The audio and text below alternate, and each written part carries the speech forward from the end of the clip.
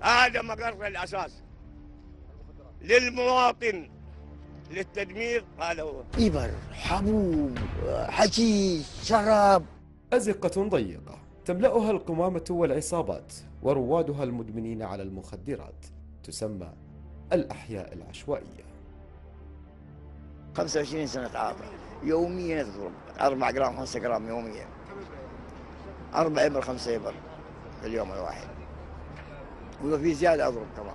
ضيعت حرمتي وضيعت رقيب أول في الشرطة العسكرية بكل بسبة البلا هذا. إن شاء الله ما نتمنى عدوك، ما تتمنى له. أساسا نقدم باكستاني يعني نشتري منه كمية ب 300 ريال، نجيب طاقة سوا، يصير واحد باكستاني ثاني هو قاعد في السجن تلاقيه الباكستاني المعلم. عصابات هنا، كل واحد بيديك حقك وبيشرد على البيت. القوي يعيش هنا. ساعات يدوك خلط على قول زميلي، يدوك يقول لك خذ الهيروين مو هيروين، تدي 100 ريال على الفاضي. لا إبرة حتى لو ممكن تلقطها من الشارع برضه بتاخذها. وتروح تعبيها من عندهم؟ تستخدمها بينك وبين الحياة والموت، ما أنت يعني ما أنت ضارب حساب للدنيا، تبغى تضرب الإبرة دي تقول إن شاء الله ما تطلع، إن شاء الله أموت بعدها. ضربت له وياه وهو توفى، سحبت الإبرة، سحبت حق المادة وضربته. سحبته من يده هو ميت، ايش يسوي طيب؟ أعز أصدقائي لنا كم واحد أحصل ميت هنا؟ أكثر من 5 واحد دحين، آخر واحد قدام يمكن 4 أو 5 أيام. أيوه شالته شغل الموتى، لفته بكيس وشاله. يستخدموا مخدرات وزي كذا وانواع مخدرات في الزقه حقت الحاره. اضرب في اي زقه، من الزقه هذه استعمل فيها يجرى على البيت خاصمك زي كذا. في ناس ما لها ذنب مساكين هنا يروحوا في داهيه، يشوفون نضرب نلاقي ابره في الارض نشيل نضربها. هنا نحط الابر هنا تحت التراب، نصهم يحطوها تحت الكايبه، نصهم يحطوها في اي مكان يحطوها يخبوها، بس في الحفر، في جدران، في المكيفات. في ناس ما يبوك تضرب من بيتهم، ما يبوك تستعمل يشوفها عشان ايش لا ينشبوا مساكين يروحوا في داهيه. هم يثبتنا هنا. دعست على قزازه، على ابره حق مخدرات، رحت هناك تورمت زي كده، رحت اقول هي قعدت في مستشفى 3 أيام. يشوفون الاطفال احنا نضرب صراحه، هذا الشيء اللي يزعلني على نفسي.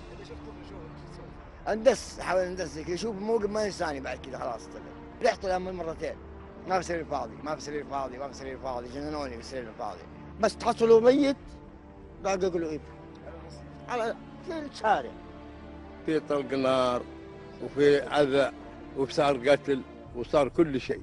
شوف الزحمه دي كلها على مخدرات، ناس بتبيع في الليل، ناس بتبيع في النهار، الان صارت ورديات يعني شفتات، يخش هذا ممكن ينكسر قزازه وممكن ما يخرج مصاب.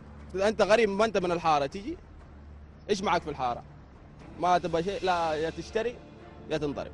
لما اعطوهم كم بطاقه زين وزار تشجعوا اكثر، قال خلاص دحين ما عدا، او كانوا ما عندهم لا هويات ولا عندهم شيء. طلع عليهم مرصوصين مستنين الراجل يجي عليهم بالاقياس والزحام.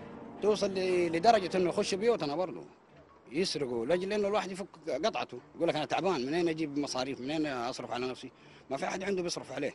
اول ما يقول تقول يعني في جرب، اول ما ياخذها في منهم يدور هذه الحاجات دي قصها وحطها ولا حاطط له ريال قدو بارمه الريال ويلا. نتكلم معاك واحنا برضه بانفسنا خايفين من الشيء، والله ما تدري وش يصير.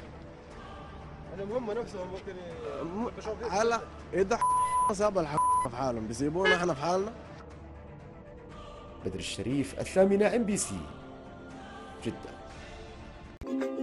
إذا عجبك الفيديو لا تنسى اللايك وكومنت تحفيزي، ولكي تتوصل بكل جديد اشترك الآن.